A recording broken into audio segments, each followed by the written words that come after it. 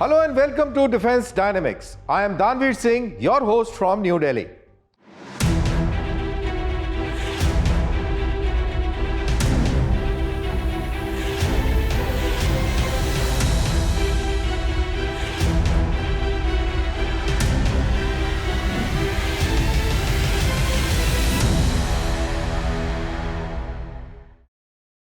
Tonight, we decode the forces reshaping India's strategic landscape on land, sea, and in the skies.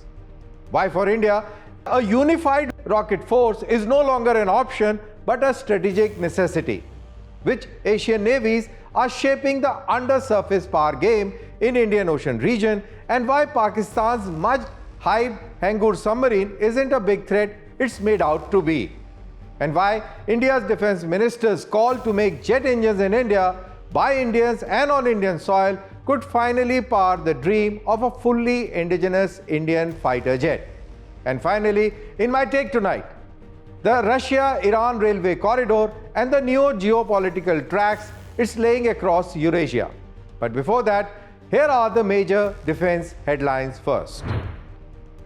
The Indian Army is taking part in the 11th edition of exercise Mitra Shakti with Sri Lankan Army at Belgavi. The joint exercise, which began on November 10th, will continue till the 23rd of November. The exercise is aimed at improving coordination between two armies in urban and semi-urban operations. India and Vietnam have signed an agreement to set up a system for submarine search, rescue and support during emergencies. Both sides also signed a letter of intent to boost cooperation in defense industry. The deals were finalized during 15th India-Vietnam Defense Policy Dialogue held at Hanoi. As part of the Tri-Services Exercise Trishul, Indian Army carried out exercise BrahMos-II in Run and Creek sector. The drill brought together the Army, Navy, Air Force, Coast Guard, BSF and civil administration to test their joint readiness across land, sea and air. Australian company C2 Robotics has unveiled a new unmanned ground vehicle called Pack Mule UGV. It's lightweight and can be used for many battlefield roles, from carrying supplies to providing suppressive fire. The vehicle was showcased for the first time at Indo-Pacific International Maritime Expo 2025 in Sydney. Germany has received its first P-8A Poseidon maritime patrol aircraft from the United States. It's the first of 8 aircraft that Boeing will deliver by year 2028. The Poseidon can fly up to 7,000 kilometers and carry torpedoes and anti-ship missiles for long-range maritime missions.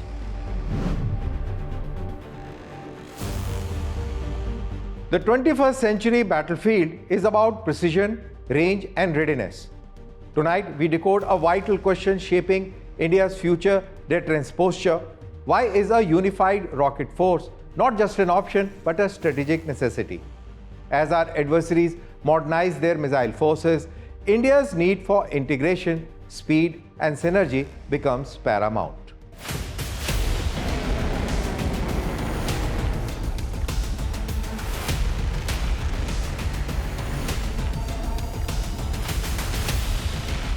In Asia, deterrence is driven by rockets and missiles. China's People's Liberation Army Rocket Force, the PLARF, is one of the most formidable in the world, with over 1,200 conventional and nuclear-capable ballistic missiles spread across short, medium and long-range categories. For India, facing simultaneous threats along the Himalayas and the Western Front, a fragmented missile command structure limits responsiveness. A unified rocket force could change that equation, allowing India to strike fast, deep and decisively. India's missile arsenal is world-class but scattered across services. A unified rocket force would bring them all together under one umbrella, enhancing deterrence, optimizing response and enabling true joint warfare. So let's look at the missile matrix that defines the balance of power. Now let's compare the missiles of India and China, and to begin with, we have the data on the video wall. Let's start with the short-range missile systems of China. So Chinese have basically DF-11 and DF-15. This is DF-11, which has got a range of 280 to 300 kilometers. And let me remind you that these ranges are from the open source because no country gives out the exact ranges. The other missile is DF-15 with the photograph, and it's got a range of 500 to 600 kilometers. Now coming to the next set of missiles and rockets that they have in the short range category are the PHL-03 and PHL-191 multiple rocket systems. So this is a multiple rocket system which looks quite similar to a Smirch that we have. This is PHL-03. It has got a range of 130 kilometers, and PHL-191, it has got a range of 300 to 500 kilometers. So now let's talk about the Indian missile systems in this short range category. So short range category systems of India, to begin with the missile types, the first missile that we are going to talk about is Pralay, which has got a range of 150 to 300 kilometers.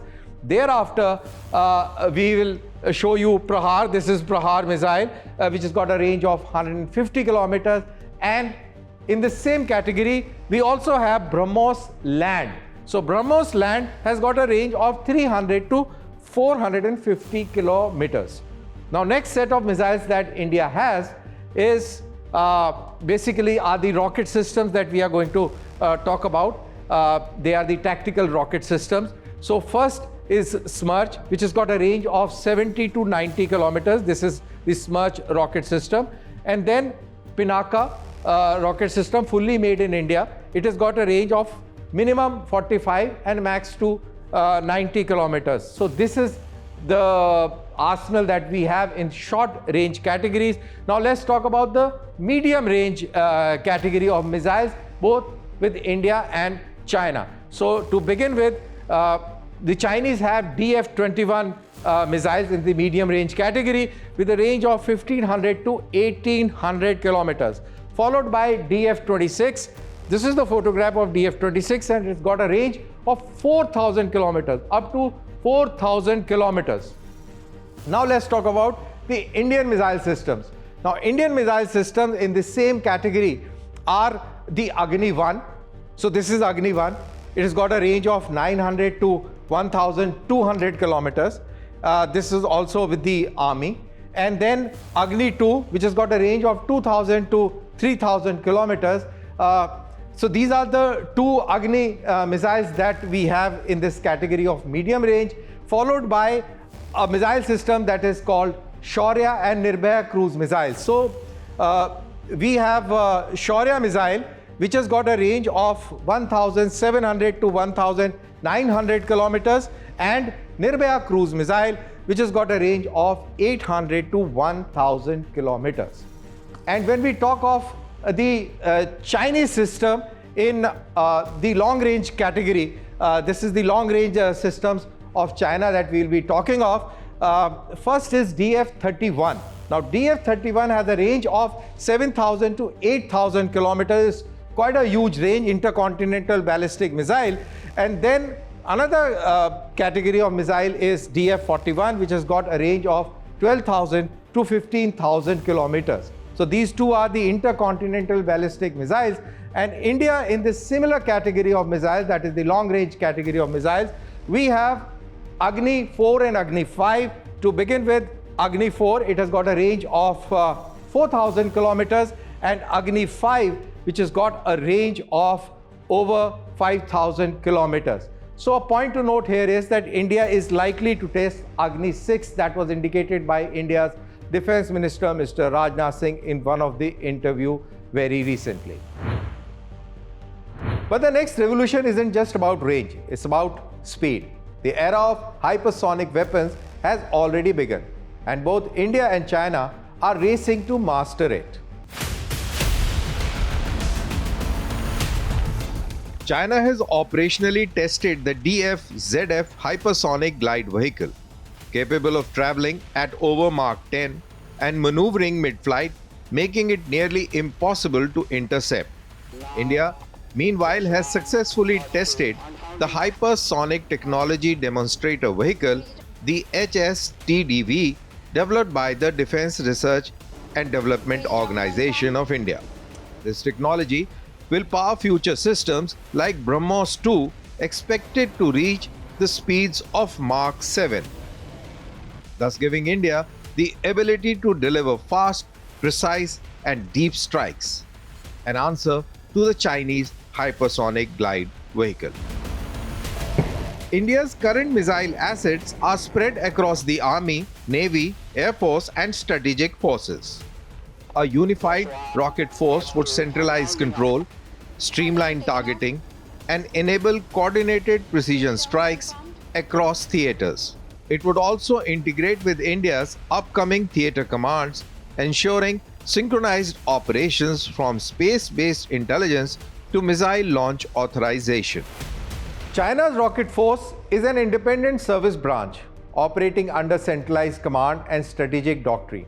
For India, establishing a similar structure could be the next logical step in achieving full spectrum deterrence. A unified rocket force would serve three critical functions. Firstly, it will strengthen India's deterrence posture across two fronts. Secondly, it will ensure real-time coordination of missile assets. And thirdly, offer credible first response capability in a high-intensity conflict environment. It would not only enhance India's strike depth but also project a clear message that India is ready to defend its interests in every domain, be that on land, air, or sea, and even the space. In a world where seconds define strategy and distance defines dominance, India's need for a unified rocket force is no longer theoretical. It's the next step in achieving credible deterrence, technological parity, and operational unity. The rocket force will be India's shield and spear, ensuring peace through preparedness.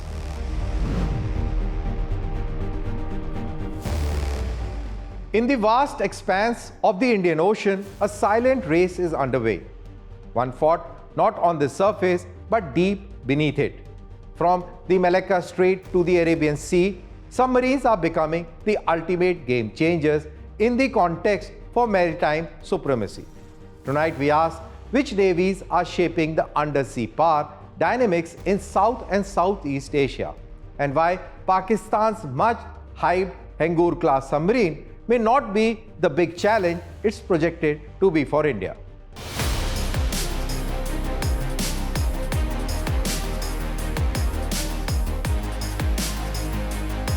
The undersea domain is the new frontier of strategic deterrence. Control the depths and you control the trade routes, checkpoints, and the elements of surprise.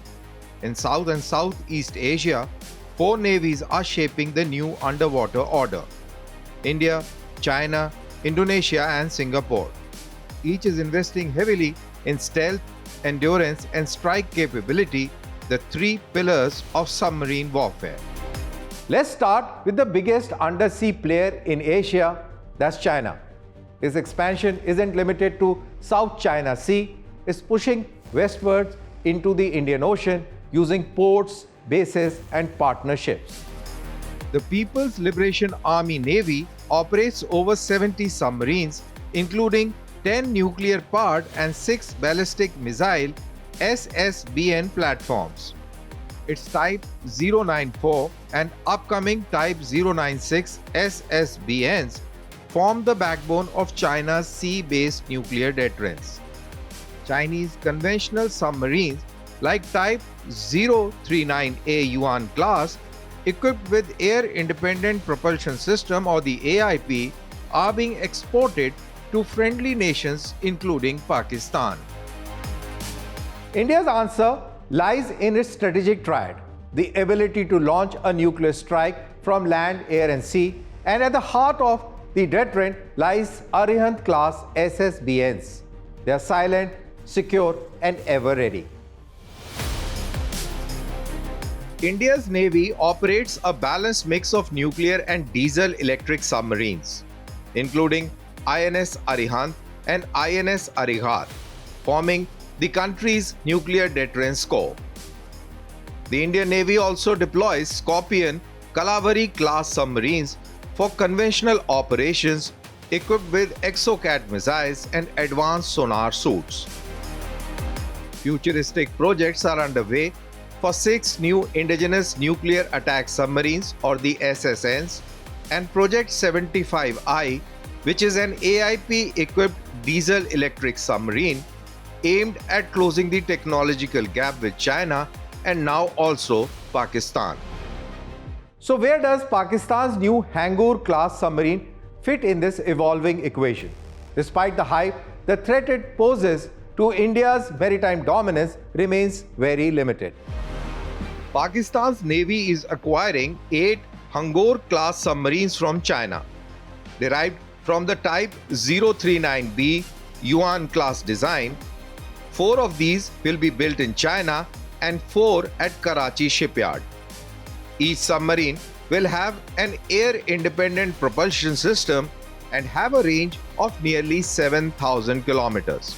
However, these are diesel-electric boats optimized for coastal defense and not blue water operations. Their endurance, sonar stealth, and communication infrastructure lags behind India's networked anti-submarine warfare grid, which includes P-8I Poseidon aircraft, Kamorta-class corvettes, and seabed sensors. Beyond India and China, Southeast Asian navies are also modernizing. Indonesia operates Nagapasa-class submarines built with South Korean help. Singapore fields the ultra-modern Invincible class with German technology. Vietnam's Kilo-class submarines, acquired from Russia, provide critical deterrence against the Chinese intrusions. These nations, though smaller, are ensuring that no single navy dominates the region's undersea domain. India's advantage lies in its strategic geography, controlling the approaches to the Indian Ocean, the Bay of Bengal, and the Arabian Sea. With bases at Andaman and Nicobar, Karwar, and Vishakhapatnam, India can monitor every major maritime route. Its partnership with the Quad, that is the United States, Japan, and Australia, further enhances undersea domain awareness through shared satellite and sonar data. The next maritime war may not begin with a missile, but with a sonar ping.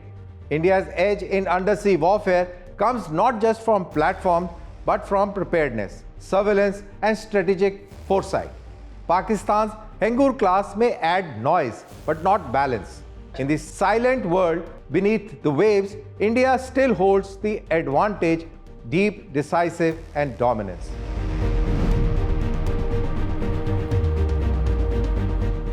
In a fighter jet, the heart that defines its speed, range, and combat power is its engine. And for India, that heart has always come from abroad. But now India's Defense Minister, Mr. Rajnath Singh's statement to make jet engines in India by Indians and on Indian soil marks a defining moment. It's not just about self-reliance, it's about sovereignty and the power to truly make a fighter that is made in India.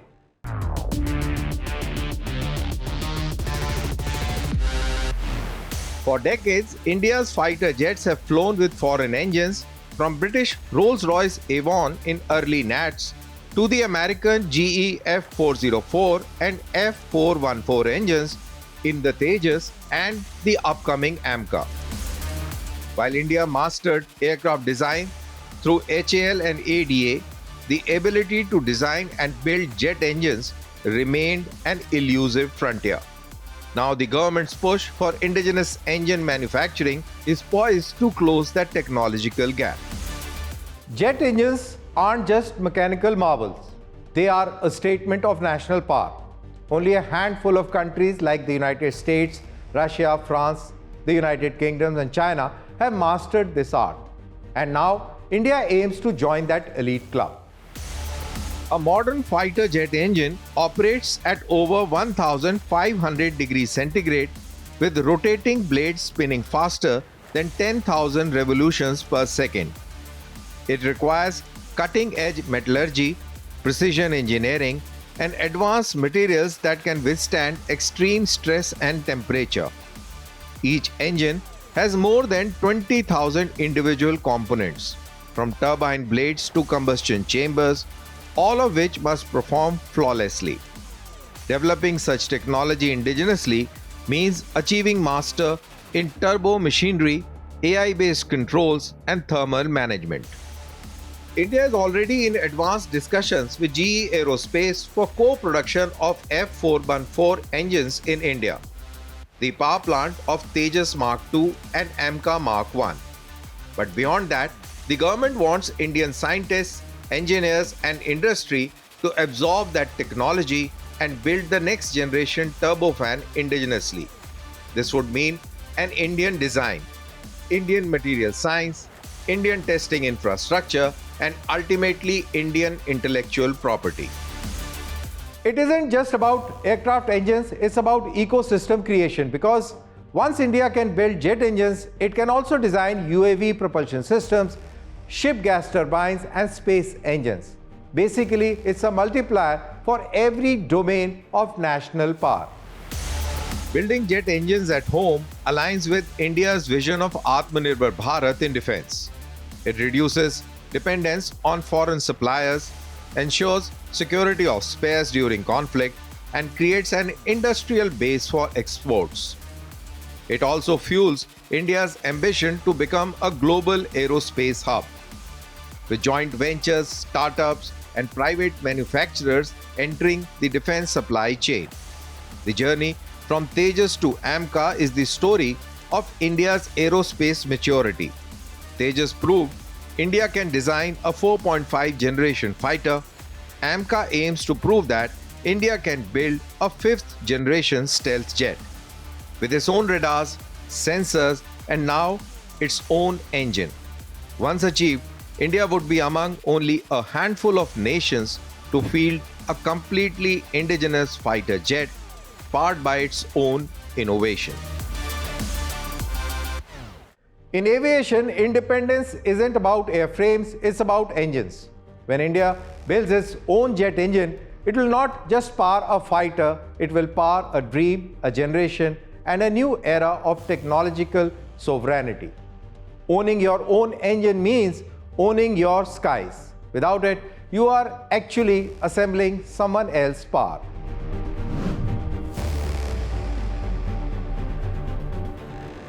And finally, in my take, I want to talk about a development that is not just about transport or trade, but about geopolitics on rails. Russia-Iran railway corridor, a 1,600-kilometer route linking Caspian Sea to Persian Gulf. This is fast becoming one of the most consequential projects in Eurasia. Why Russia-Iran railway, a new geopolitical frontier on the rails? This railway is part of the International North-South Transport Corridor, or the INSTC as known. It's a multi-nation connectivity which is stretching from Russia to India through the Caspian Sea, Iran, and the Arabian Sea. It offers a shorter, cheaper, and a more secure route connecting Moscow to Mumbai, which is bypassing the Suez Canal and Europe. For Russia, it is a vital artery into the Indian Ocean, circumventing Western sanctions. For Iran, it transforms the nation into central transit hub of Eurasia. And for India, it's a strategic counterweight to China's Belt and Road Initiative. So why is it about leveraging geopolitical ambitions? The Russia-Iran railway brings together three major forces: Russia seeking alternate routes to global markets, Iran asserting its geoeconomic centrality, and India anchoring its maritime influence through the Chabahar port and the INSTC as it is known. It challenges China's dominance in regional logistics while giving India a land bridge to Central Asia and Caucasus and also Europe, without passing through Pakistan, and that's the underline. In essence, this railway is not just carrying goods, it is bypassing Western control to redraw trade maps and redefine power corridor across Eurasia. It's a bold statement that world's emerging powers are building their own tracks to global influence. In short, in a world of shifting alignments, the Russia-Iran railway may well be the new geopolitical frontier on rails, connecting not just the continents but leveraging geopolitical ambitions. That's all for this week on Defense Dynamics. Do share your thoughts on social media with hashtag DD with Danveer. See you next week. Till then, goodbye and take care.